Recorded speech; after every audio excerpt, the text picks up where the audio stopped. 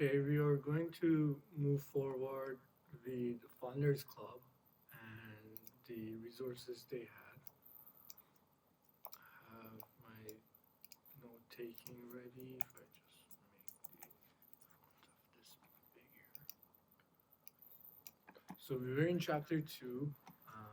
We learned a little bit about pro rata, rata, um, different systems of liquidation, and the system that if a company is private, then you need to first offer selling the shares to the company. You cannot just go sell it to anyone else.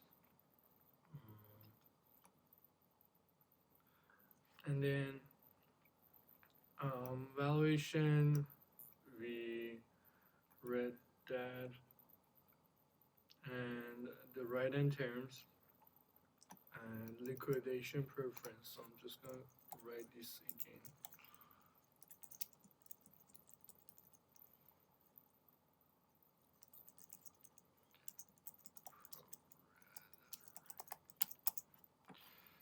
Yeah, and so the anti-dilution things.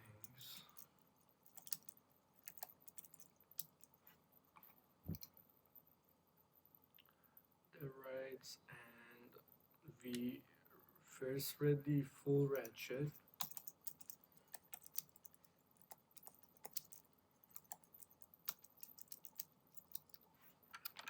Something wrong with this keyboard, but not our problem right now. Not our problem right now. And yeah, we went through a few examples, and now we can go. We read all the way to here. So let's just Google what these terms were.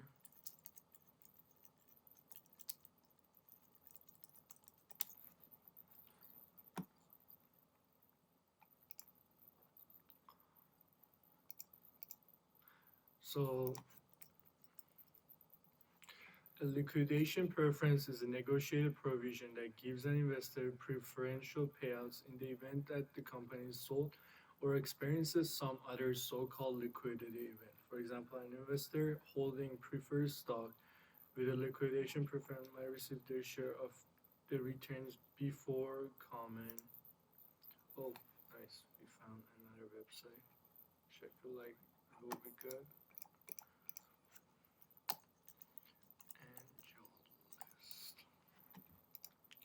A liquidation preference is a negotiated provision that gives an investor preferential payouts in the event the company is sold or experiences some other so-called liquidity event.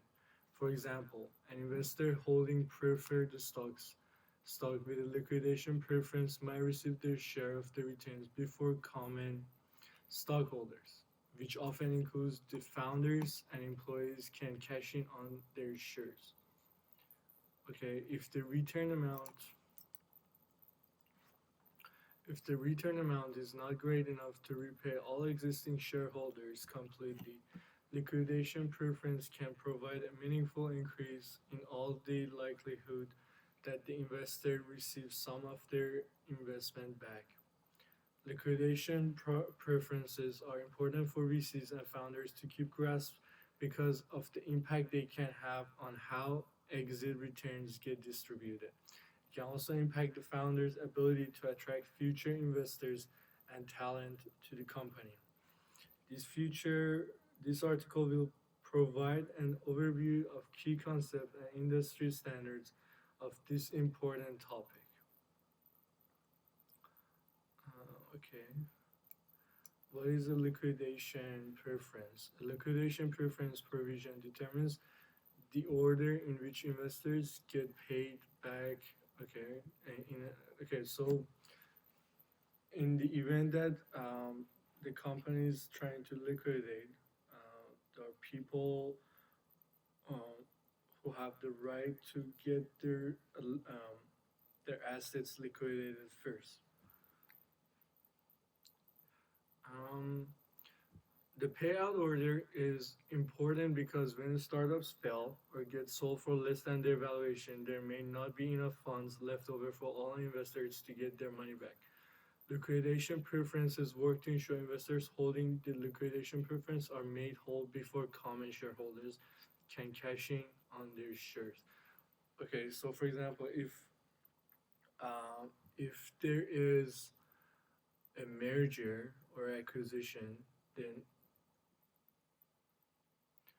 people with preference have priority, as the name suggests, obviously. Um,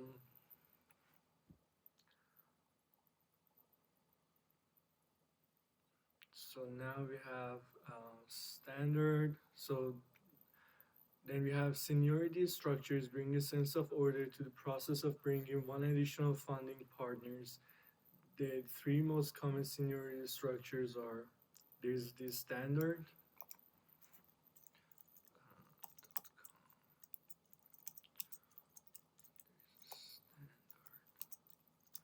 two is pari passu, three is tiered.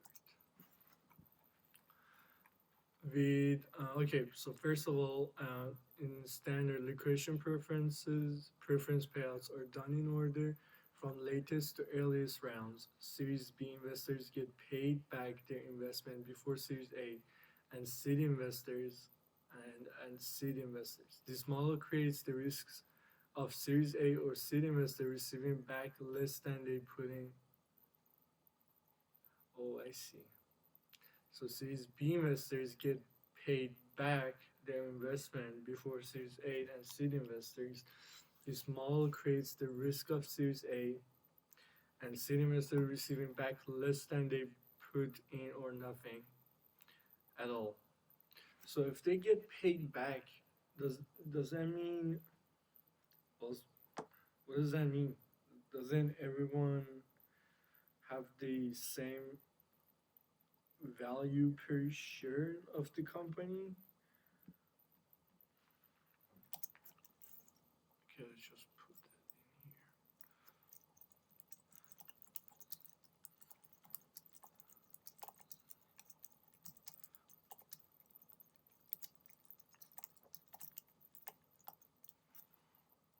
Maybe not, maybe yes, I don't know.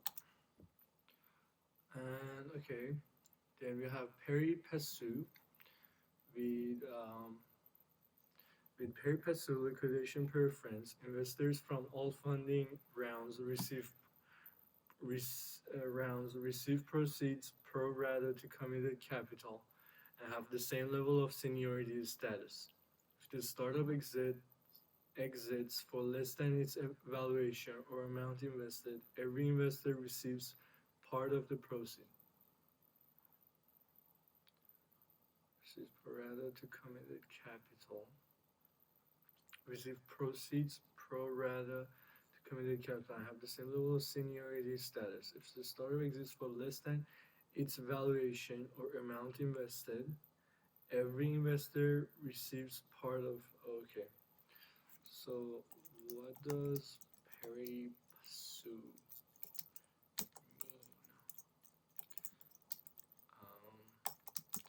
Means if the startup exits with less valuation than invested,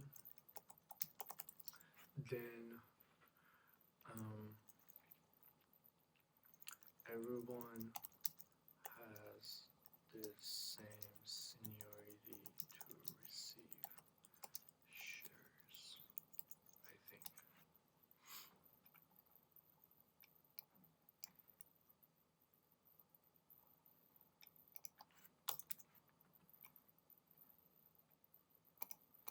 Okay, now what is tiered?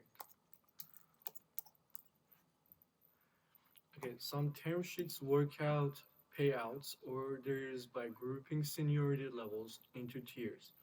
This structure is a hybrid between a standard and pari passu design. Within each tier, investors will follow the pari passu. Okay, some term sheets work out payout orders by grouping into tiers. This structure is hybrid between a standard and passive. Okay. Um, so each tier. So this startup groups investors into different groups um, of seniority, and it's a hybrid of standard and pari passu. Okay, so one thing that comes to my mind is what are some controversial startups with preference stock?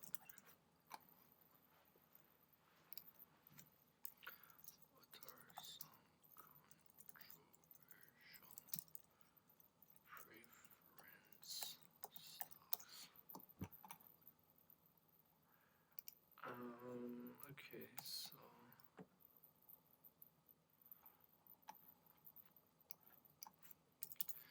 startups with preference stocks. Silicon Valley Bank. Um, I have a doubt that startups disclose these numbers or this information generally, and because of that, prefers or preferential shares. Here, let's do a smarter search. Maybe with Perplexity. Hopefully, Perplexity search is better.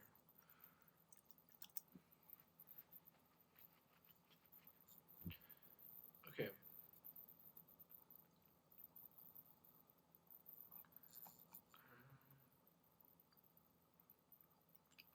Sure. Give me some examples of startups that did have preference stocks.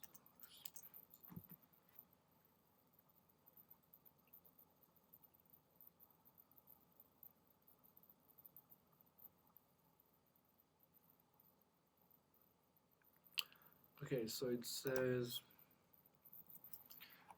while specific examples of startups with preferred stock are not directly mentioned in the search result, okay, thank you. Most venture-backed startups issue preferred stocks to investors during priced funding rounds. This is a standard practice in the startup ecosystem. But I recently saw a post on X that like a venture VC posted that they don't know what the difference of the rounds are. So maybe this is not that common of a practice. That could be possible. Then okay, so Walnut startups, some well-established companies that offer preferred shares include Bank of America, AT&T, Wells Fargo. These examples demonstrate how companies use preferred stock as they mature. Startups in industry that emphasize stability and steady cash flow, such as fintech or utilities, are more likely to issue preferred stocks. Utilities and fintech. Interesting.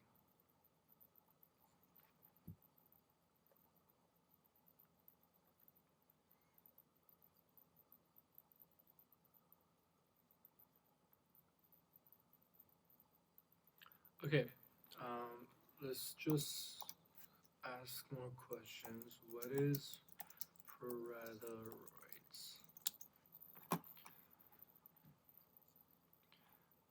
Um, Pro rata rights represent an agreement between an investor and a company, whereby the company provides the investor the right but not the obligation to participate. Okay, yeah. The right to the past given to the past investors to invest in future funding rounds. I remember that. And anti-dilution, I thought this is what I thought was investors get their percentage the same, but apparently it's the value of the company needs to be the same. Sort of makes sense. Sort of makes sense. Sort of makes sense because we want the investor to be at the same position as before.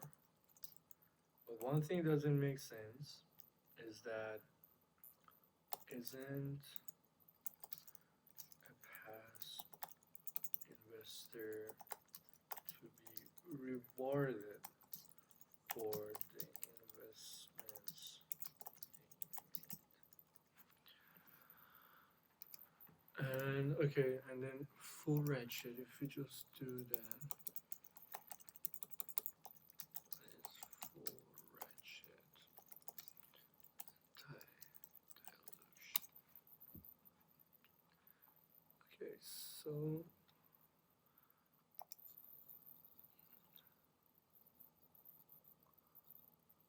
full ratchet anti-dilution.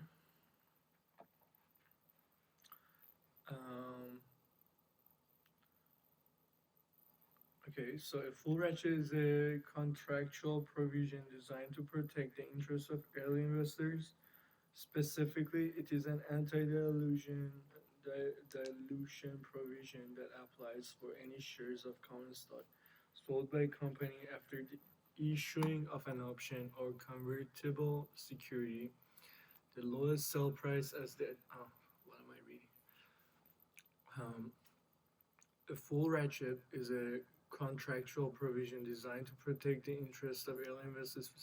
It is an anti-dilution provision that applies for any shares of common stock sold by a company that after issuing of an option or convertible security, the lowest sell price as the adjusted option price or conversion ratio for existing shareholders. A full ratchet is an anti-dilution provision that applies the lowest sell price as the adjusted option price or conversion ratio for a full ratchet is an anti-dilution provision that applies the lowest sell price as the adjusted option price or the conversion ratio for existing shareholders. It protects early investors by ensuring they are compensated after dilution in their ownership caused by future rounds of funding. Full ratchet provision can be costly for founders and can undermine efforts to raise capital in future rounds. Let's put Investopedia in there.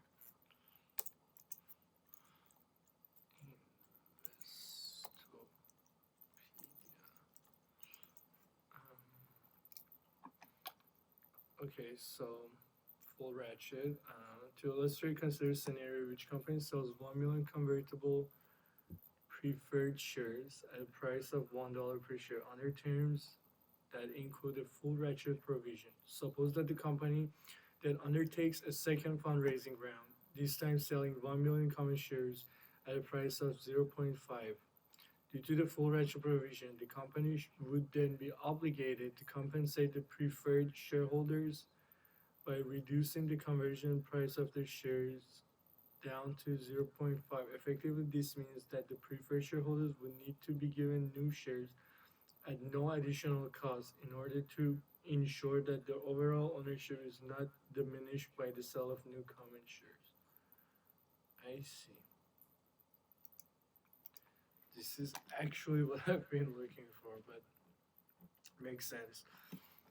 I think we're getting even better. This dynamic can lead to a series of adjustments in which new shares need to be created to satisfy the demands both of the original preferred shareholders who benefit from the full ratchet provision and of new investors who wish to purchase a fixed percentage of the company.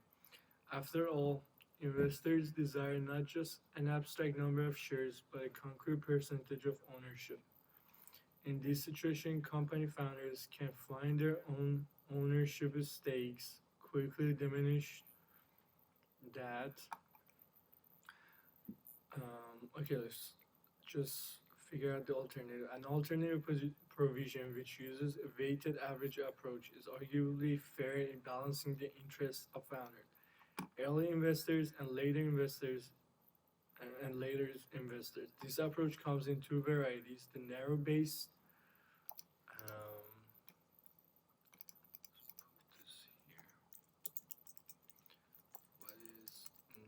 narrow-based weighted average. What is broad-based?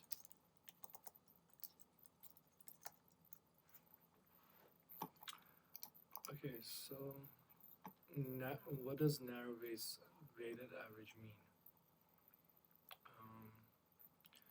A narrow-based weighted a narrow-based weighted average is an anti-dilution provision used to ensure that investors are not penalized when companies are undergoing additional financing or issuing new shares. It takes into account only the total number of outstanding preferred shares for determining outstanding preferred shares. What was that?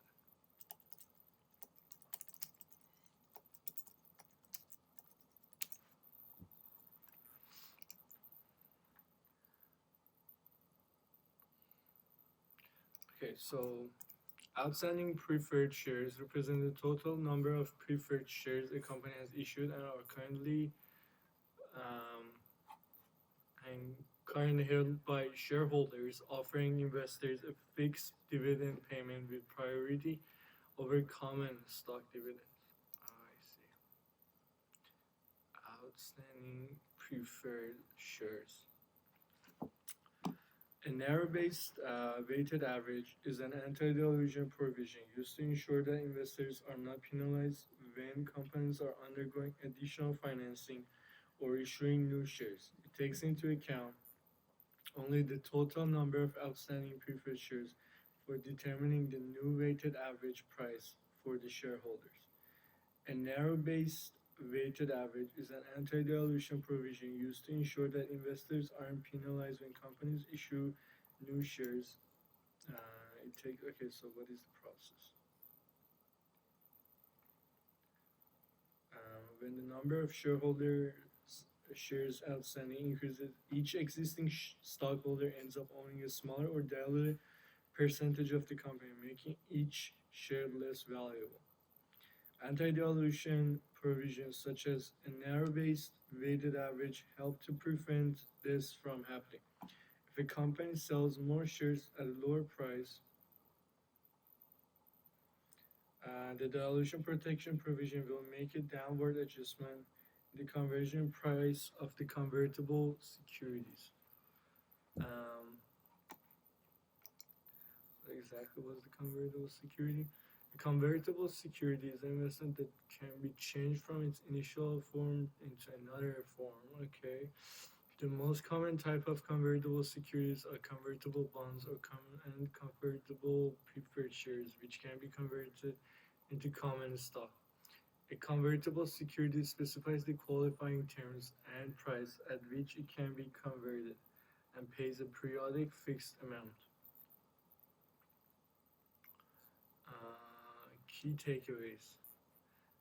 A convertible security can be converted from one asset type into another, such as convertible bond that may be converted into common stock. Okay.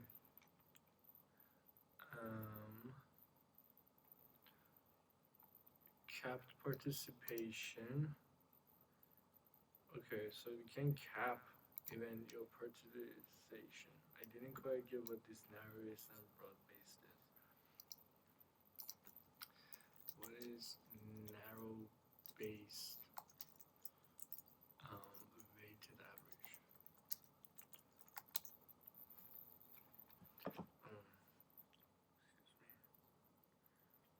Excuse me. Let me check the time that we have left.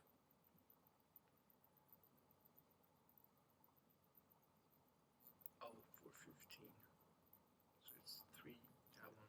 Okay, perfect.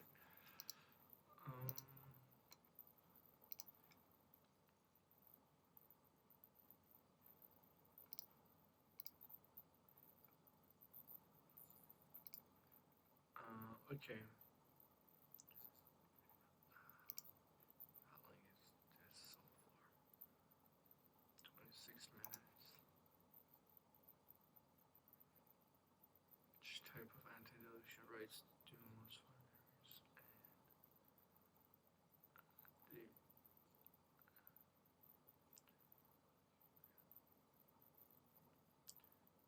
Okay, so let's finish this. Broad-based weighted average anti-dilution. This is the most common type of anti-dilution right granted to investors. Broad-based. Investors receive additional shares if the company valuation takes a hit but are not reinstated at 100% of the value of their initial investment. To calculate how many shares a company owes to investors with broad-based weighted average anti-dilution rights, founders use a formula that factors in the value of the investor's shares at the time of her initial investment, how much the price per share decreased as a result of the lower valuation, determines a new conversion price for the shares. Determines a new conversion price for the shares. The company then issues additional shares to the investor as if the original investment was made at the conversion price. The company then issues additional shares to the investor as if the original investment was made at the conversion price. So we have the new price and A's number of shares of common stock deemed to be outstanding immediately prior to new round. Aggregate consideration received by the corporation with respect to the new issue divided by old share price. Number of shares of stock issued in the new round. And what else do we have? Effectively, investor compensation via. Okay, so A plus B.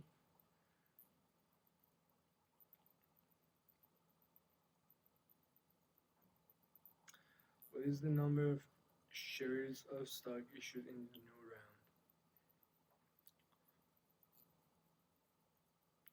Okay, I get that. And then A is what it used to be. And I feel like, do we solve for B?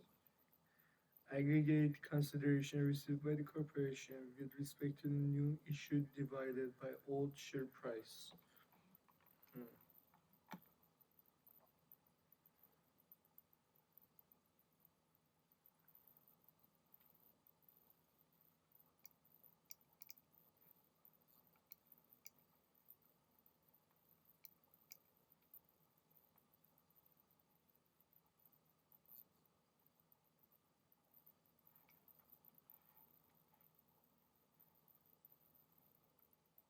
let me take a break and I will come back to this.